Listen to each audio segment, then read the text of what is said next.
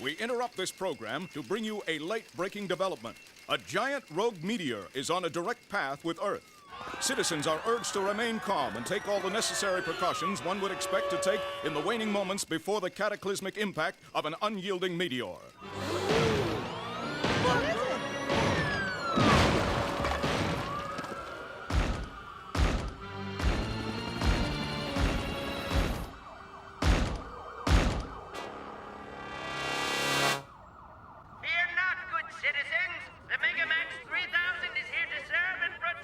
While causing millions in gratuitous property damage. And to think our guidance counselor wanted us to pursue a career in auto detailing.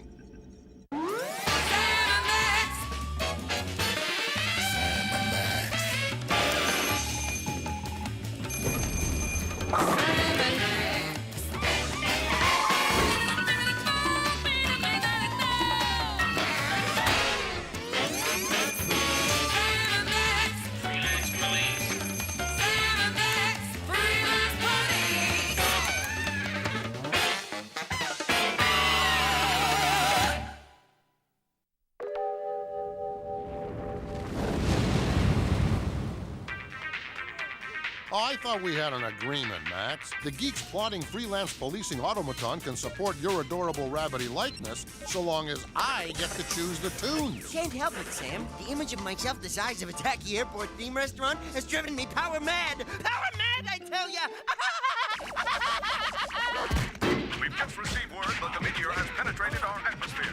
All I can say is, put your heads between your knees and kiss your asteroid goodbye, because nothing short of the second coming can save our miserable hides now.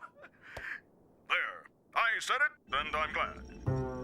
Meanwhile, over at Cape Canaveral, a team of Earth's best and brightest prepares to preserve the last vestiges of the human race by blasting themselves into space. Let me tell you something. I, Professor Sidney Schadenfreude, have handpicked these individuals to accompany me on this arduous journey for their unique, intellectual capacities. Anybody got a problem with that? Guys, I hate to interrupt, but I think it's time we use the Megamax for its intended purpose. I thought we were. Max, engage the special meteor eradicating function. Stat.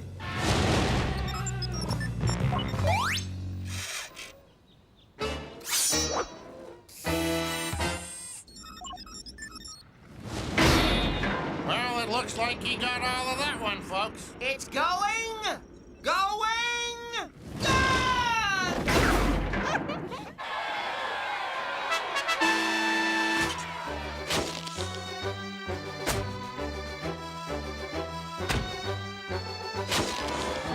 Darla Guggenheek, for your selfless contribution to man and womankind, it's my rare privilege to present you, and those other fellas, these big, shiny medals of honor. Well, what do you think of that, huh?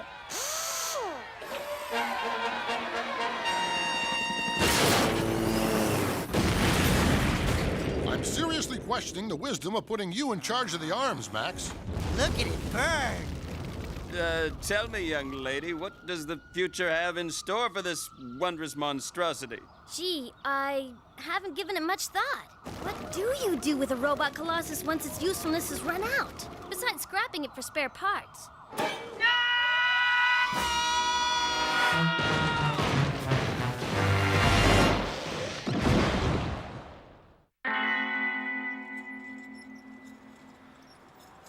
Have you no feelings, woman? You can't just dismantle our baby like some long-forgotten science fair project. Well, we have to do something. We can't just let it rot in the street. But we need our ridiculously oversized souvenir of faded glory because it's so useful.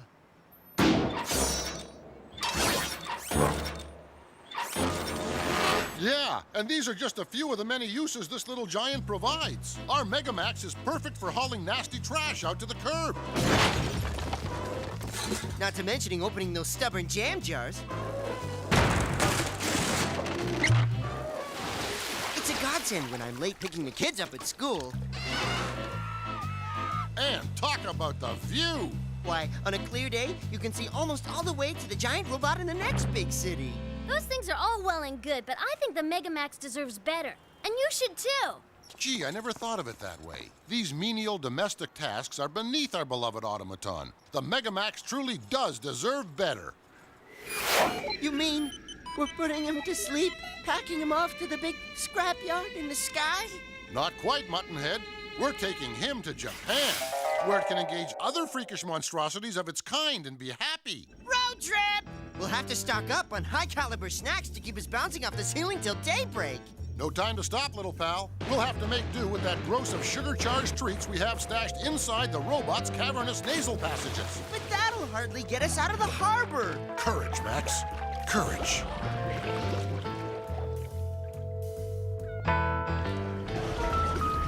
Well, here we are in Japan, land of the rising sun and home to shambling, rubberized beasties of all persuasions. You know, this is exactly what my dreams look like when I eat green bananas in bed. Looks like we got here just in time. This town is desperately in need of our extreme brand of unauthorized freelance policing. Extreme Freelance Police. Sounds like a committee-generated notion for next season, Sam. Quiet, Max, they'll hear you. Sweet mother in flats doing a salty crabwise shuffle. It's a titanic type. They mutate so fast, don't they? Aaiiieee! Godzilla! We have awakened him from his afternoon slumber! We must flee or die! Now there's a new twist on a tired old gag. You said it, Joe. Come on, you big baby! You want a piece of me?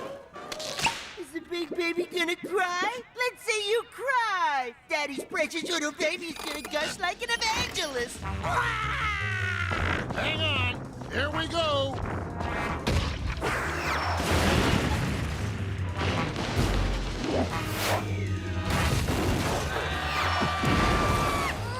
Hold the phone, Max.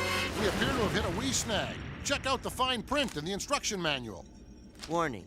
Choking hazard. This oversized automaton or destruction contains small parts and is not recommended for gigantic behemoths under 3 years old. Foiled once again by government regulations and good common sense. We'll just have to find some non-violent way to distract the overgrown ankle biter and lull him into eternal sleepy-by time. Perhaps this conveniently abandoned pachinko parlor can be of use. Look what I got for you, Tootsie.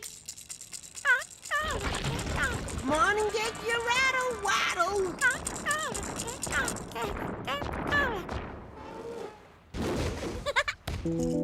Rock-a-bye, Tootsie, or the treetops. When we trade blows, this robot will rock. When the ground shakes, this city will fall. Then down will drop Tootsie, diaper and all.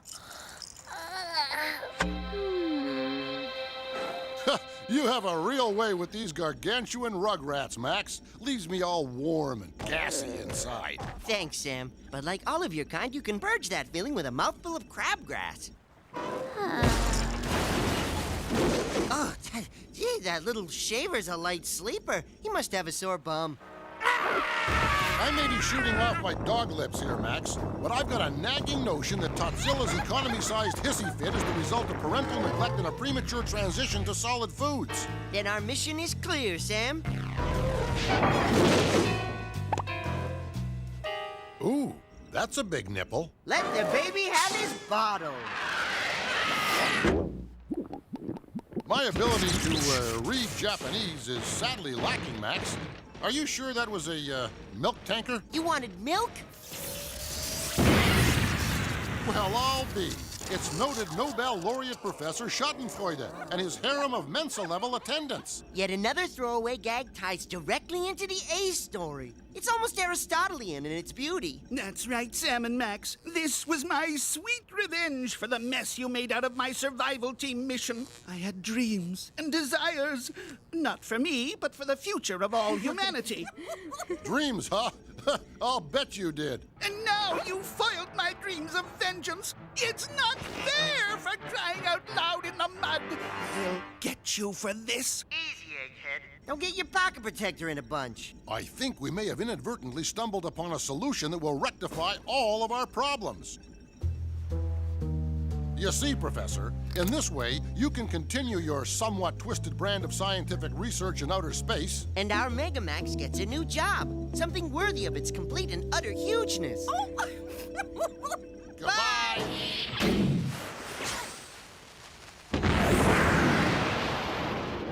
shedding a sentimental tear for a noble deed well done? That and the fact that we just blew off our ride back home. Fear not, little pal. We can always thumb a ride with one of these cuddly atrocities of nature. Don't worry, Max. I've never seen him shoot one of these down yet. That's good, because I'm keeping this big guy. I'm gonna feed him and love him and groom radioactive lice out of his feathers every day. What do you think? I think you're one seriously warped little rascal, Max. Coming from you, that means a lot, Sam.